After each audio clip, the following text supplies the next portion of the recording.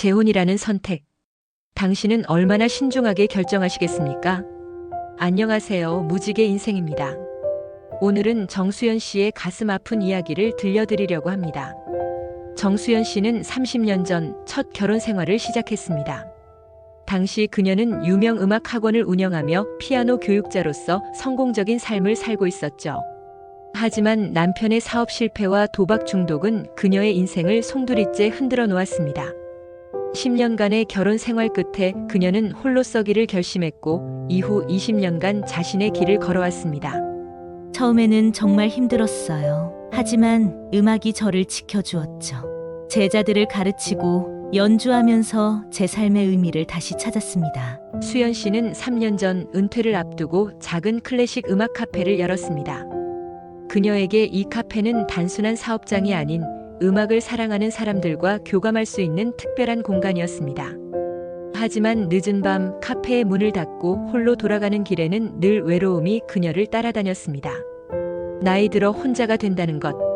많은 분들이 공감하실 이 감정을 그녀도 피해갈 순 없었습니다.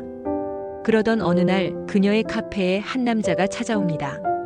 이 만남이 그녀의 인생을 어떻게 바꾸어 놓았는지, 그리고 우리가 이 이야기를 통해 무엇을 배울 수 있는지 함께 알아보시죠. 이 영상을 시청하시는 분들께서는 혹시 주변에 재혼을 고민하시는 분이 계시다면 이 이야기를 꼭 함께 나누어 주시기 바랍니다. 구독과 좋아요, 알림 설정도 함께 해주시면 감사하겠습니다. 2022년 늦가을 수연 씨의 카페에 한 남자가 찾아왔습니다. 그는 60대 중반의 나이에도 불구하고 세련된 옷차림과 부드러운 말투를 가진 신사였습니다. 처음에는 평범한 손님이었지만 그가 카페에서 흘러나오는 쇼팽의 녹턴을 정확히 알아맞추며 이야기를 건네왔습니다. 이 곡은 쇼팽의 녹턴 작품 번호 9의 2번이네요. 제가 가장 좋아하는 곡 중 하나입니다. 그는 이상우라고 자신을 소개했습니다. 건설회사를 운영하다 은퇴한 사업가였죠. 그의 세련된 음악 지식과 따뜻한 미소는 수연 씨의 마음을 설레게 했습니다. 클래식 음악을 이렇게 잘 아시다니 놀랍네요. 요즘은 이런 음악을 진정으로 이해하는 분들이 많지 않은데. 상우 씨는 그날 이후 매주 두세 번씩 카페를 찾았습니다. 때로는 새로운 클래식 음반을 가져와서 수연 씨와 함께 감상하기도 했고 자신이 다녀온 유럽의 유명 공연장 이야기를 들려주기도 했습니다. 처음에는 그저 음악을 사랑하는 좋은 손님이라고만 생각했어요. 하지만 시간이 지날수록 그분의 진중한 모습과 깊이 있는 대화에 매료되었죠. 두 사람의 대화는 점차 음악을 넘어 인생의 이야기로 깊어졌습니다. 상우 씨는 자신도 이혼 후 홀로 지내왔다며 수연 씨의 외로움에 깊이 공감했습니다. 우리 나이에 진정한 동반자를 만난다는 건 정말 어려운 일이에요. 하지만 당신과 이야기를 나누다 보면 그동안 제가 찾고 있던 사람이 바로 당신이었던 것만 같습니다. 그렇게 3달이 지났을 때 상우 씨는 수연 씨에게 조심스럽게 프로포즈를 했습니다. 하지만 그때만 해도 수연 씨는 알지 못했습니다. 이 달콤한 만남이 앞으로 그녀의 인생을 어떻게 뒤흔들어 놓을지. 결혼 후 처음 몇 달은 마치 꿈 같았습니다. 상우 씨는 수연 씨를 위해 강남의 고급 아파트를 새로 장만했고 매일 아침 신선한 꽃다발로 그녀의 하루를 시작하게 했죠. 그는 늘 수연 씨의 음악을 사랑한다며 두 사람만의 작은 음악회를 열자고 제안하기도 했습니다. 하지만 달콤한 신혼의 단꿈은 그리 오래가지 못했습니다. 변화는 아주 사소한 것에서부터 시작됐습니다. 처음에는 남편의 문자나 전화가 사랑스러웠어요. 하지만 점점 그 횟수가 늘어났죠. 한 시간에 대여섯 통씩. 나중에는 30분만 연락이 안 되어도 카페로 달려오곤 했어요. 상우 씨의 집착은 날이 갈수록 심각해졌습니다. 처음에는 수연 씨의 옷차림을 지적하기 시작했습니다. 여보, 그 원피스는 너무 화려해. 우리 나이에는 검소한 게 어울려. 머리는 왜 그렇게 했어? 단정하게 해야지. 그러더니 점차 그녀의 일상 전반을 통제하기 시작했습니다.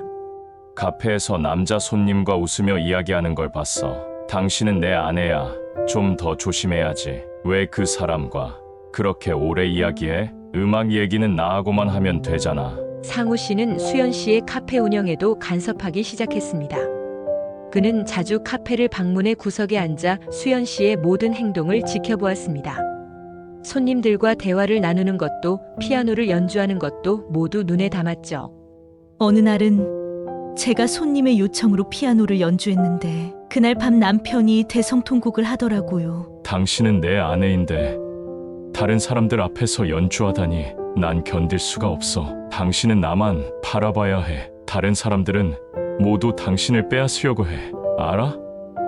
내가 얼마나 당신을 사랑하는데. 수연 씨는 점차 자신의 일상이 감옥이 되어가는 것을 느꼈습니다. 20년 넘게 해오던 카페 운영 시간도 줄여야 했고 오랜 단골 손님들과의 대화도 조심스러워졌습니다.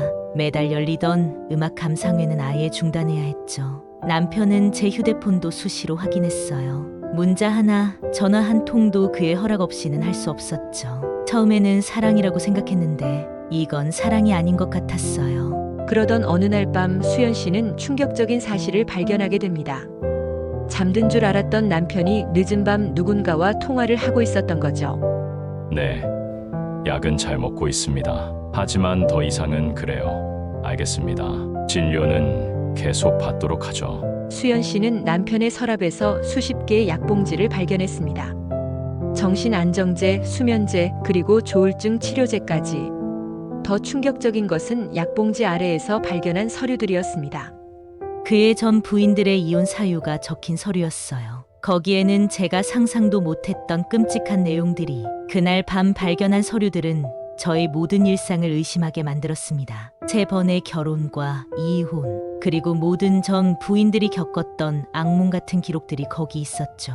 첫 번째 부인은 결혼 1년 만에 심한 우울증으로 정신과 치료를 받았습니다. 남편의 강박적인 성향과 폭력적 집착이 주된 원인이었죠. 두 번째 부인은 6개월 만에 극심한 공황장애로 입원했고, 세 번째 부인은 성적 학대를 견디다 못해 야반 도주했다는 진술서도 있었어요. 더 무서웠던 건 그들의 진술 내용이 제가 겪고 있는 상황과 똑같다는 거였어요. 처음에 달콤한 구애, 음악을 통한 교감, 완벽한 신사적인 모습, 그리고 결혼 후 돌변하는 성격까지. 매일 아침 7시 정각에 일어나서 식사를 차려야 했어요. 1분이라도 늦으면 남편은 폭발했죠. 옷장은 색상별, 계절별로 완벽하게 정리되어 있어야 했고, 하나라도 어긋나면 모든 옷을 다시 정리해야 했습니다. 남편의 결벽증은 광기에 가까웠어요. 매일 아침 집 안 구석구석을 소독하고 제가 만진 모든 것들을 다시 닦았죠. 심지어 제가 피아노를 연주하고 난 후에는 건반을 하나하나 알코올로 닦았습니다. 광택이 바를 정도로요. 그날은 제가 저녁 약속이 있어 평소보다 늦게 들어왔을 때였어요. 남편은 현관에서 기다리고 있었습니다. 처음 보는 섬뜩한 눈빛으로. 누구랑 있었어? 왜 전화를 안 받아? 이리 와봐. 옷에서 다른 남자 향수 냄새가 나는 것 같아. 그날 밤 남편은 제 팔을 강하게 붙잡았습니다. 평소의 부드러운 모습은 온데간데 없이 사라졌고 마치 야수처럼 변해 있었죠. 당신은 내 거야. 내가 아니면 안 돼. 라며 침실로 저를 끌고 갔습니다. 저는 공포에 질려 저항했지만 그럴수록 남편의 광기는 더해졌습니다. 옷이 찢어지고 몸에 멍이 들도록 거칠게 제 몸을 만졌고 제가 울며 빠져나가려 할 때마다 더 강하게 저를 붙잡았습니다. 냄새가 나. 당신 몸에서 다른 놈의 냄새가 나. 그는 계속해서 망상에 사로잡혀 제 몸 곳곳에 자신의 흔적을 남겼습니다. 그렇게 끔찍한 밤이 지나고 다음 날 아침 남편은 마치 다른 사람처럼 제 앞에 무릎을 꿇고 흐느꼈습니다. 미안해. 내가 잘못했어. 다시는 이러지 않을게. 제발 날 떠나지 마. 하지만 그의 눈빛은 여전히 차가웠고 사과의 말 속에도 은근한 협박이 묻어 있었습니다. 당신 없이 못 살아. 당신이 떠나면 나도 당신도 모두 끝이야. 그렇게 시작된 폭력은 점점 더 잦았습니다. 처음에는 한 달에 한 번, 그러다 일주일에 한 번, 나중에는 이틀에 한 번씩 반복되는 폭력에 제 몸과 마음은 만신창이가 되어갔습니다. 특히 제가 카페에서 늦게 돌아오는 날이면 남편은 마치 짐승처럼 변했습니다. 오늘도 손님들 앞에서 연주했지. 다들 너를 보며 즐거워했겠군. 질투와 분노로 가득 찬 눈으로 저를 바라보다가 순식간에 달려들어 옷을 찢고 목을 조르기도 했습니다. 당신은 내 거야, 내 것이라고. 소리를 지르며 머리채를 잡아당기고 피아노를 치는 제 손가락을 하나하나 꺾으려 했습니다. 다시는 다른 사람들 앞에서 연주하지 못하게 해줄 거야. 매번 그런 일이 있고 나면 남편은 마치 어린아이처럼 울며 용서를 빌었습니다. 내가 미쳤었나 봐. 당신이 너무 사랑스러워서 다른 사람들에게 뺏길까 봐. 하지만 그의 사과는 진심이 아니었습니다. 그저 다음 폭력을 위한 준비일 뿐이었죠. 어느 날은 제가 손님과 웃으며 대화를 나눴다는 이유로 집에 돌아오자마자 침실로 끌고 가 제 입술이 피가 날 때까지 물어뜯었습니다. 이 입술로 다른 남자랑 웃지 못하게 해줄 거야. 그날 밤 남편의 광기 어린 행동은 절 완전히 파괴했습니다. 다음 날도 어김없이 그의 눈물 어린 사과가 이어졌지만 이제는 더 이상 받아들일 수 없었습니다. 제 몸 곳곳에 남겨진 시퍼런 멍과 깊은 상처들, 그리고 영원히 지워지지 않을 마음의 상처들. 남편의 행동은 점점 더 이상해졌습니다. 어느 날은 제가 피아노를 연주하고 있는데 갑자기 뒤에서 저를 끌어안더니 당신의 음악은 나만 들어야 해. 라며 광기 어린 눈빛으로 바라봤습니다. 그리고는 제 손목을 잡아 피아노 건반에 내리쳤죠. 점점 더 심해지는 집착은 일상의 모든 순간을 감옥으로 만들었습니다. 화장실을 가도 문 앞에서 기다리며 여보, 거기서 뭐해? 빨리 나와. 라고 불안해 떨며 재촉했죠. 제 일거수일투족을 감시했고 혹시나 제가 도망갈까 현관문은 늘 잠겨 있었습니다. 최악은 밤이었습니다. 남편은 매일 밤 강압적으로 관계를 가졌고 제가 거부하면 내가 싫어진 거야? 다른 남자가 생긴 거야? 망상에 사로잡혀 더욱 폭력적으로 변했습니다. 저는 그때마다 마치 영혼이 몸에서 빠져나가는 것 같았습니다. 당신 몸에서 다른 남자 냄새가 나 지워줄게. 라며 뜨거운 물로 제 몸을 강제로 씻기기도 했습니다. 피부가 빨갛게 달아올라도 멈추지 않았죠. 그러고는 다시 자신의 것이라는 걸 증명하겠다며 밤새도록 저를 괴롭혔습니다. 매일 아침 거울을 보며 저는 생각했습니다. 이게 정말 사랑일까? 이렇게 계속 살아야 하나? 몸에 새겨진 시퍼런 멍들을 보며 이제는 더 이상 견딜 수 없다는 생각이 들었습니다. 그러던 어느 날 밤, 평소처럼 남편의 폭력이 시작됐을 때였습니다. 오늘도 카페에서 그렇게 웃고 떠들었지? 남편은 제 목을 조르기 시작했고 저는 순간 정말 죽을 수도 있겠다는 공포를 느꼈습니다. 숨이 막혀오는 그 순간 남편의 약병이 바닥에 떨어져 깨졌고 그제서야 남편은 저를 놓아주었습니다. 정신없이 약들을 줍는 남편의 모습을 보며 문득 깨달았습니다. 이건 사랑이 아닌 광기 어린 집착이었다는 걸. 그리고 이대로 가다간 저도 결국 무너져 버릴 거라는 걸. 그날 밤 처음으로 도망갈 결심을 했습니다. 하지만 그건 결코 쉽지 않은 선택이 될 거란 걸 그때는 미처 알지 못했습니다. 도망가기로 결심은 했지만 그리 쉽지 않았습니다. 남편은 마치 제 생각이라도 읽은 듯 더욱 집요하게 저를 감시했습니다. 심지어 제 휴대폰에는 위치 추적 앱까지 설치했죠. 당신이 나를 떠나면 나는 살아갈 이유가 없어. 그땐 우리 둘 다 끝이야. 남편의 이런 말들이 공포영화의 대사처럼 매일 밤 제 귓가를 맴돌았습니다. 어느 날은 제가 잠든 줄 알고 남편이 혼자 중얼거리는 소리가 들렸습니다. 다 없애버려야 해.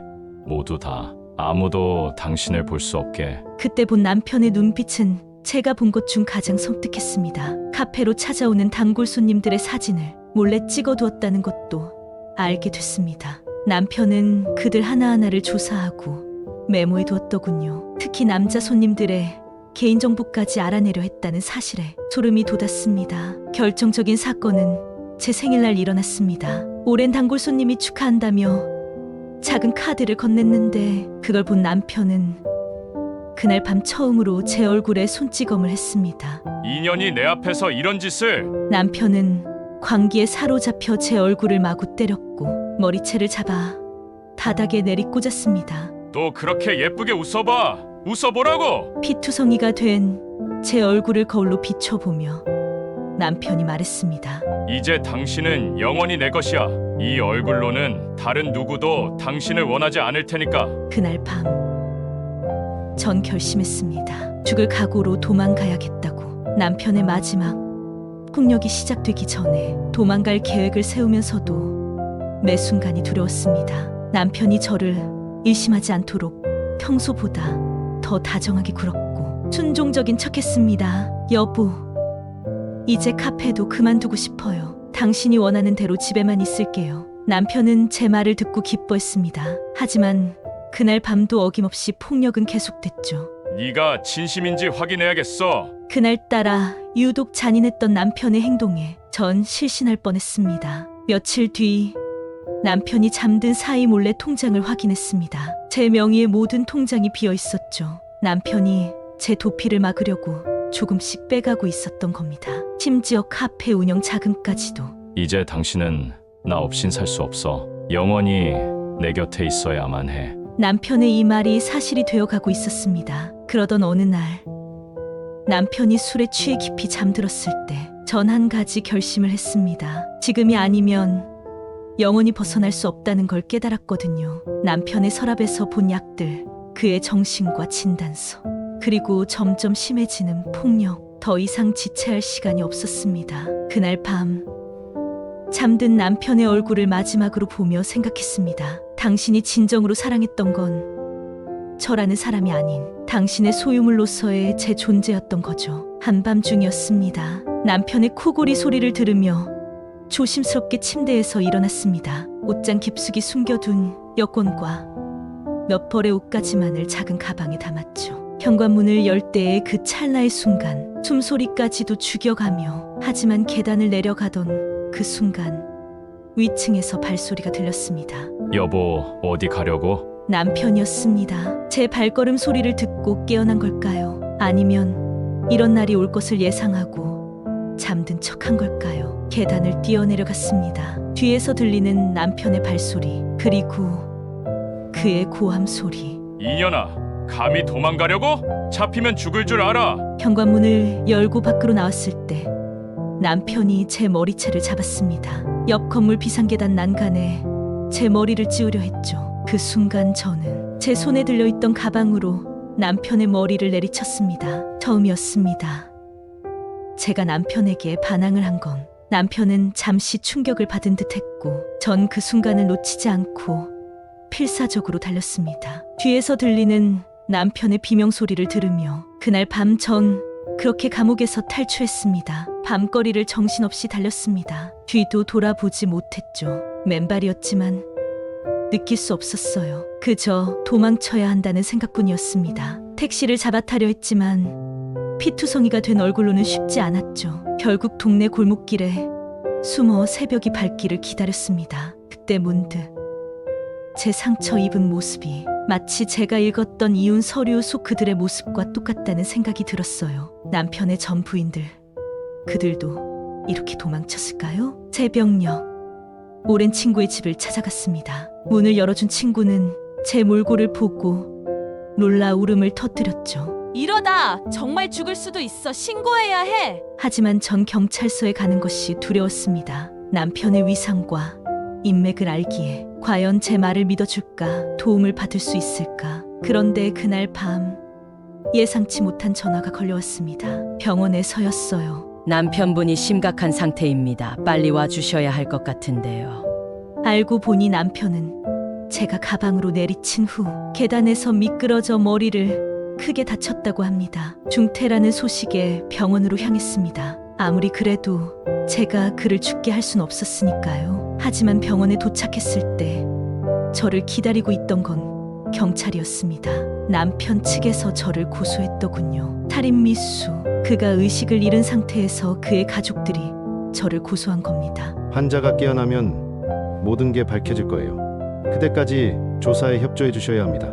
경찰서에서 저는 모든 걸 털어놓았습니다. 제 몸에 상처들 찍어두었던 멍 자국 사진들, 병원 진료 기록들, 그동안 제가 겪었던 모든 폭력의 증거를 보여주었습니다. 그리고 며칠 뒤 남편이 깨어났다는 소식을 들었습니다. 하지만 그가 한 첫 마디는 내가 우리 여보한테 그런 짓을 했다고요? 남편은 모든 기억을 잃었다고 했습니다. 아니 어쩌면 기억하고 싶지 않았던 걸지도 모릅니다. 그렇게 시작된 재판. 남편의 기억상실은 오히려 저에게 유리하게 작용했습니다. 법의학 조사 결과 제 몸의 상처들은 오랜 기간 지속된 폭력의 증거였고 남편의 정신과 기록과 약물 복용 이력도 모두 드러났으니까요. 더구나 경찰 조사 과정에서 남편의 전 부인들이 연락을 해왔습니다. 그들도 더 이상 침묵하지 않기로 한 거죠. 그들의 증언은 결정적이었습니다.